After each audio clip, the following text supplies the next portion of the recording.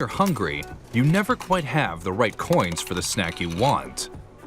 How does the machine know to send back anything fake? And keep track of how much you've paid? The machine deciphers coins with pinpoint accuracy. Light sensors measure the size, and electromagnets detect the metal type, identifying the coins in split seconds and sorting them into columns, diverting fakes to the reject chute. When change is due,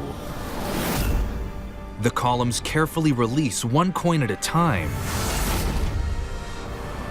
tumbling into the chute. These 85 parts work together to count 15,000 coins a year and release your snack at the touch of a button. But when you're hungry, there's nothing more frustrating than your snack getting stuck. How do today's generation of vending machines make sure you get your treat every time? Hidden behind the keys. A computer orders one of 32 matchbox-sized motors to turn the spiral 360 degrees.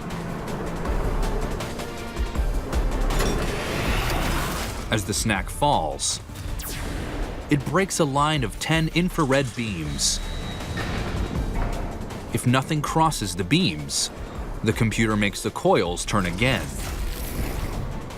With this ingenious technology, you'll always get your snack and never leave hungry.